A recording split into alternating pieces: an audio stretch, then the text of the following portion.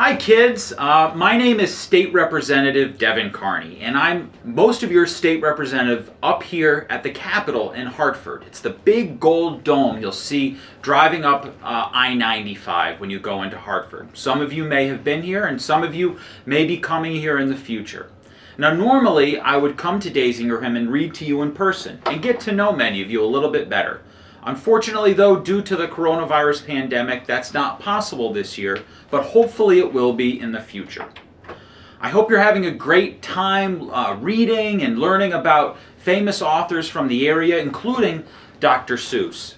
Reading to me has been vital for my career and my life.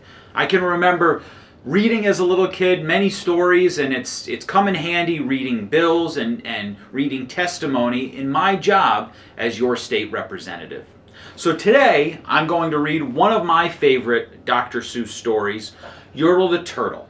Probably many of you have read it, but it's always been one of my favorites, and one that actually my grandmother, who lived in Westbrook, used to read to me as a kid.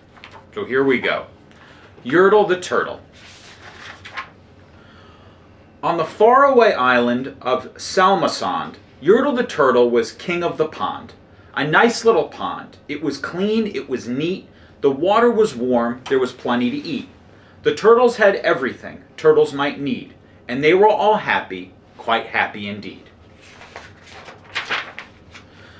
They were, until Yertle, the king of them all, decided the kingdom he ruled was too small.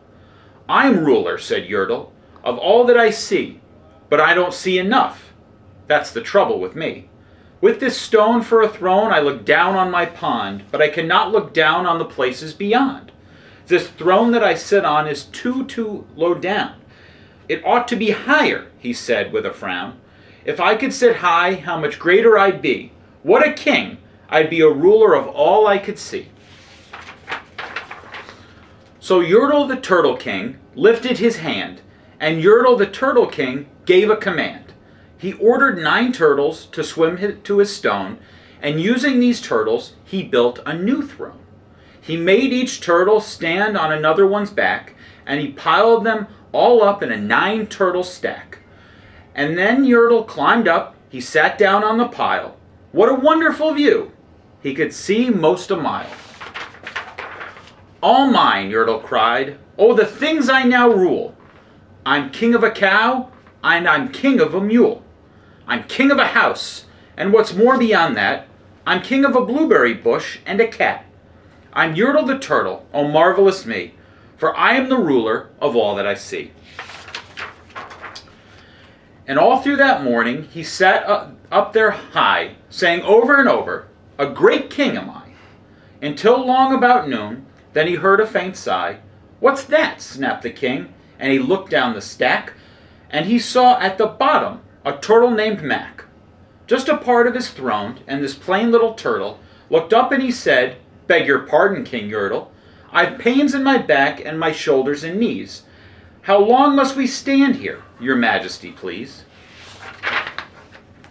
"Silence," the king of the turtles barked back. "I'm king, and you're only a turtle named Mac. You stay in your place while I sit here and rule. I'm king of a cow and I'm king of a mule.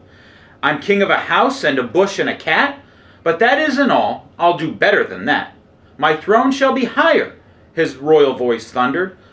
"So pile up more turtles. I want about 200. "Turtles, more turtles," he bellowed and brayed, and the turtles way down in the pond were afraid. They trembled, they shook, but they came, they obeyed. From all over the pond they came swimming by dozens. Whole families of turtles with uncles and cousins. And all of them stepped on the head of poor Mac. One after another, they climbed up the stack. Then Yertle the Turtle was perched up so high, he could see 40 miles from his throne in the sky. "Hooray!" shouted Yertle. "I'm king of the trees. I'm king of the birds, and I'm king of the bees. I'm king of the butterflies, king of the air. Ah me, what a throne, what a wonderful chair. I'm Yertle the Turtle, oh marvelous me, for I am the ruler of all that I see." Then again from below in the heavy great stack came a groan, that plain little turtle named Mac. "Your majesty, please, I don't like to complain, but down here below we are feeling great pain.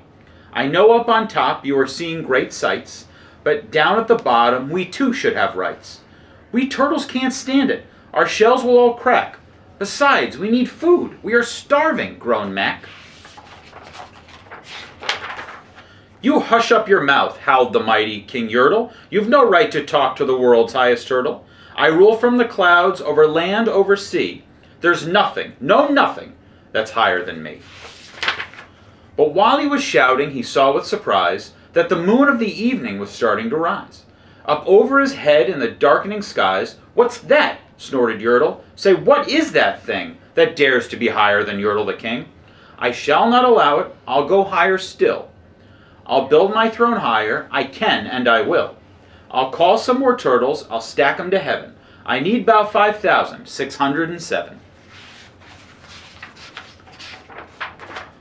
But as Yertle the Turtle King lifted his hand and started to order and give the command, the plain little turtle below in the stack, that plain little turtle whose name was just Mac, decided he'd taken enough. And he had. And that plain little lad got a little bit mad. And that plain little Mac did a plain little thing. He burped. And his burp shook the throne of the king. And Yertle the Turtle, the king of the trees, the king of the air and the birds and the bees, the king of a house and a cow and a mule, well, that was the end of King Yertle's rule. For Yertle, the king of all Salmasand, fell off his high throne and fell plunk in the pond. And today the great Yertle, that marvelous he, is a king of the mud. That is all he can see. And the turtles, of course, all the turtles are free, as turtles and maybe all creatures should be. Well, I hope you enjoyed Yertle the Turtle, and thank you for letting me read to you, and I hope all of you kids have a wonderful rest of your day.